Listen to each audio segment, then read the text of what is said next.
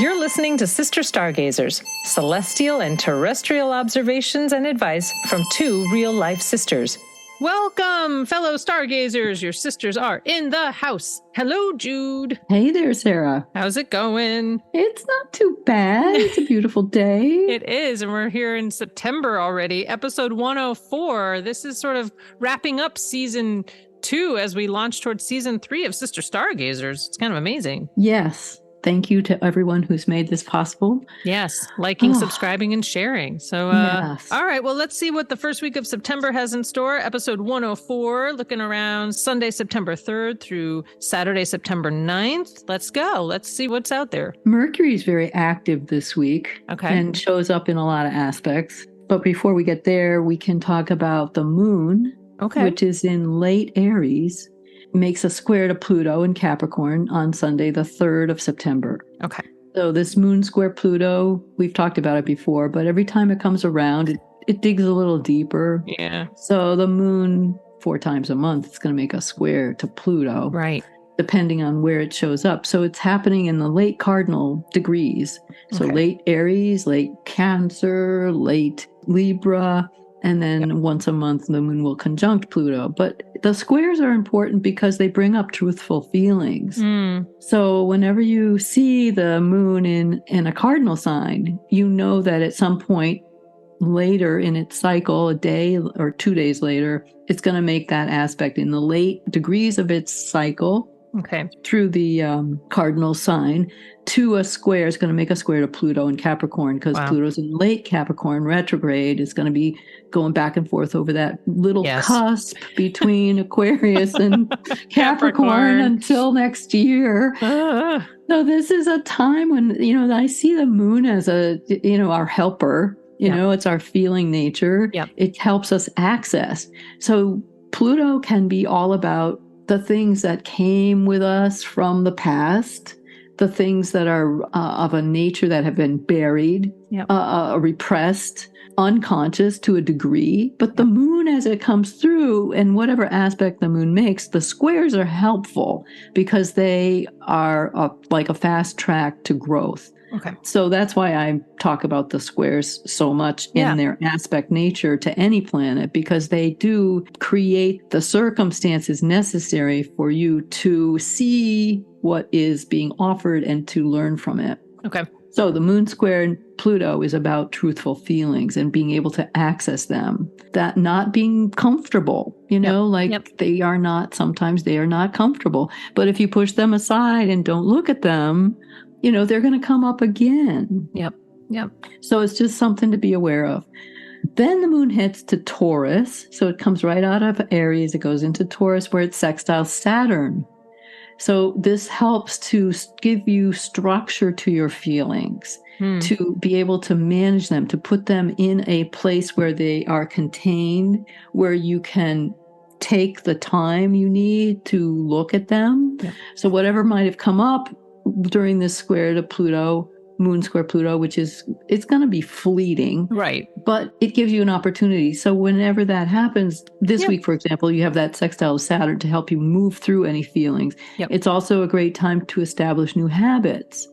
So it will give you something to work towards or work on rather than just sit with the, a lump of unhappiness. Right. Okay. So at the same day, Venus stations direct. So she's been very busy in Leo, backing up from 28 degrees to 12 degrees Leo.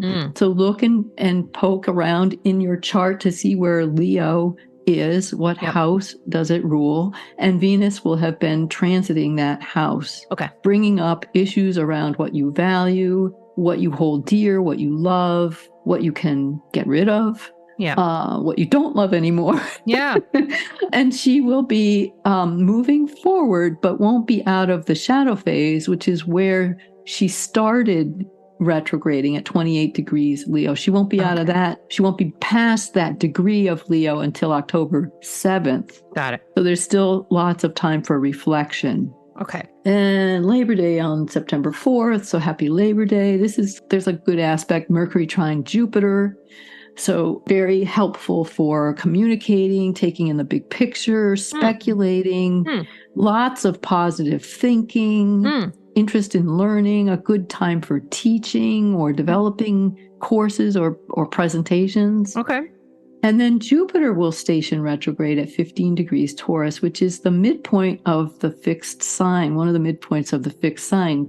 So this harkens to the time in the year, the time of Beltane, which is around May 5th. Yeah. Mm-hmm. So you might be able to reflect on May, or that time in May in the year, and see what might be things, projects that you might have been working on might have to be reevaluated, or you might have to step back from them or rethink them, bring in some new ideas or new thinking, because Jupiter retrograde in Taurus is also asking us to take the things that we love and kind of really just make sure that we have a security around those things, that we have, not so much that we have enough, but that we are building, towards a security. Jupiter in Taurus wants us to feel secure. Yes. And maybe that means locking things down or storing things in a proper way, or taking more care of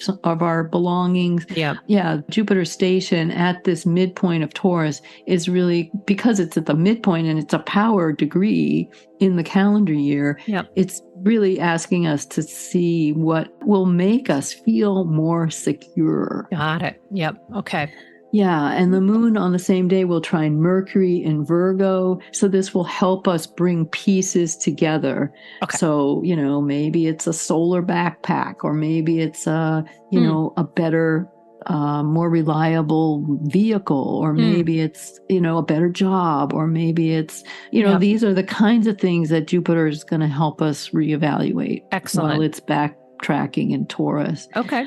And the moon will conjunct Jupiter as well. So this will help us to determine our feelings around things that we have. Yeah. On September 6th, the sun is going to make a conjunction to retrograde Mercury in Virgo. So Mercury in Virgo is really happy. And it loves to, in Virgo, kind of scope out the plan. Yeah. What's the plan? And make sure that everything is working efficiently, and that you've made those connections and communications, that you have to call that person to make that set up this and call that other person to set up that. And so the sun coming over this retrograde Mercury, it's the midpoint of the retrograde cycle. Yep. Mercury, as you pointed out, Sarah, before we got online here, is said to be Kazemi. So it's under the rays of the sun. Yeah. The sun's in Virgo, Mercury's in Virgo, and we can look at the degree. Sure, yeah. I'm going to talk about the Sabian symbol for 14 degrees Virgo, an aristocratic family tree. Okay. And Dane Rudyard says, as here, is a deep reliance upon the ancestral roots of individual character. Okay. So this might be reflective of maybe the moon in late Aries at the top of the week, square Pluto in Capricorn. Yes. So an aristocratic family tree, a deep reliance upon the ancestral roots of individual character. So what has come in with you might be a big overarching idea of this sun conjunct Mercury in Virgo. Because Mercury's in Virgo, you might want to interview, for lack of a better word, interview, question, take an oral history with your living ancestors. Is the South Node in Aries now as well? Do the nodes play into this at all? If we're, because looking at ancestral versus like moving forward. Let's take a look at that, because the moon would have swept through late Aries. The nodes could play into this, especially on the mother's side. Interesting. Okay. Because the South Node conjuncts Ceres. So Rudyard goes on to say, stressed here is the fact that the power available to any person in time of crisis and decision has very deep roots in the past, whether the past of physical ancestry or the past outlined by a series of previous embodiments conditioned by some dominant purpose and by the many-phased development of a particular type of complex character. Ooh, okay. He's just so loaded, you know. I can condense it a little bit. I mean, sure, yes. So he's saying that you can always pull the power of your ancestors in a time of crisis or a time where you really need to make a decision, a very clear decision. Always you're coming from the past. Right. You're always pulling that decision from what you've been taught or from other people who have modeled for you how to make a decision. Yes, right. Yes, the beliefs inherited. Yes. So this can really, looking at Mercury in Virgo, Mercury is in Virgo. It's that Virgo is like the library. It's all those books lined up, right?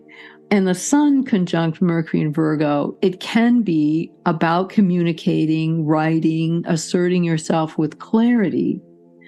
But this particular degree makes a reference to this reliance upon ancestral roots, the deep reliance upon ancestral roots of individual character, which we can look at in the chart for this Sun conjunct Mercury on the 6th of September. We can look at the South Node and see what's going on with the South Node as a place where ancestral roots might be. Nice. Okay. So in Libra, at 25 degrees Libra, we have the South Node, which is the node of fate and ancestral past. Yeah.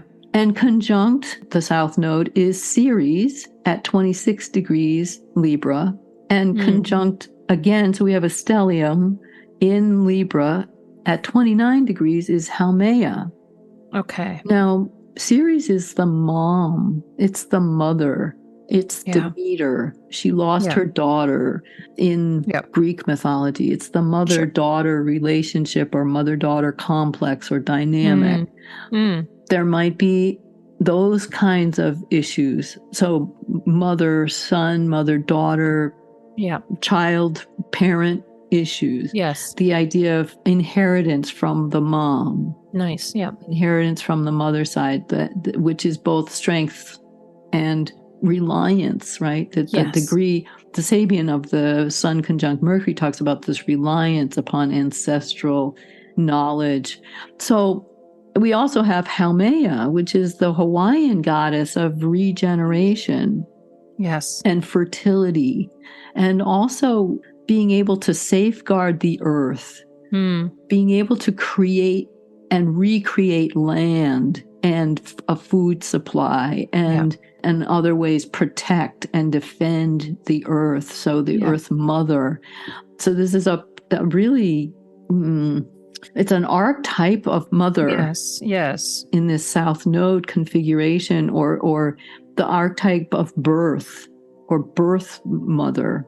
Yes. So the idea of what is inherited from the mother's line might be something to consider, because the degree, 14 degrees Virgo, is about the aristocratic family tree, the ancestral line. That sounds like an entire episode all on its own. Yeah, absolutely. I mean, we can also look at Saturn here in this particular chart to represent the father or the ancestral line. The Saturn's in Pisces at 3 degrees. It's also retrograde. There's also the potential there, with Saturn being the archetypal father figure, right, to look into your own past, to dig into your collective unconscious, which is Pisces, to see if there might be something that you can, stir the waters in a very methodical way of your elders. Interesting. To kind of sift out what might be helpful as you move forward, as you make decisions, because this degree talks about making decisions based on your past experience. Right. Yes. And what was the best path to take. Amazing. Okay. So there might be stuff to really look at the time of this conjunction, this first week in September of Mercury and the Sun. Yes. In addition, on the same day, Moon in Gemini also supports any research that you might be wanting to do. Okay. And also the last quarter moon is the same day. So moon in Gemini square sun in Virgo conjunct the Mercury. Okay. So this is another way to, it's another prompting. Basically, there are several promptings here to look at what has gone before and to examine it, research it, put some lists around it, maybe identify the family tree. I mean, right. Literally. Yes, right. Actually start researching your family tree, see where your lineage has come from. Yeah. These all might be part of what happens during that first week. I'll just throw out that the card that came up today from the Rider-Waite deck is card 17 from the Major Arcana, which is the Star. And when you were saying stirring the waters a little bit, there actually is a figure, and the figure has two vessels, and they're pouring water into this, body of water out of one vessel, and they're also pouring water. In the background is a tree. This book by Lisa Robertson is talking about, are you a dreamer or are you an explorer? Do you go out and seek the information in the library, in the books, through experience, or do you journal and dream and draw and write and dance, or, try to pull through the creative arts to get to where you want to go? So just want to mention the card for the week. I don't know if you want to add to the Star. That's just so beautiful. Yeah, I think it's one of the most hopeful card in the whole It is deck. a hopeful card. Wow. Yeah. Okay. Any last aspects? That was a lot, but that's great. Sun trine Jupiter on the 8th. That's really great. That gives you a lot of optimism. Yeah, okay. So Sun in Virgo, trine Jupiter in Taurus, a lot of practical considerations. Okay. Very sunny period, expanding, you can see out, you can expand your horizons. Awesome. On the 9th, the moon is in harmony with two of the largest planets / star of our classical solar system. So the moon will sextile Jupiter the next day. So again, it keeps the love coming. Yeah. And then the moon will sextile the sun. Again, it's a very buoyant aspect. So it's a good week. Yeah. I think it's also good to remember that even while you're digging around in things in the past, to keep hope, looking for the positive aspects. Yeah, and that's the star as well. Yes. That's its key word, is hope. Yeah. Yeah. Well, listeners, we hope you are enjoying these episodes, and we're so excited to be launching season 3. So please like, share, subscribe, tell your friends, post it, share, and keep sending us your questions, comments. You can connect with us at connect@SisterStargazers.com. That's our email, our website, SisterStargazers.com. And Monday nights, 7 p.m. Eastern, you can listen anywhere online to WMPG.org 90.9 FM for a weekly deep dive and some special guests and fun music. So find us there. Jude, thank you. Yeah, thank you. Happy September. Have a great week, everybody. Bye for now. Thanks for listening to Sister Stargazers. Let us know what worked for you this week. Find us on Facebook and post a comment at Sister Stargazers.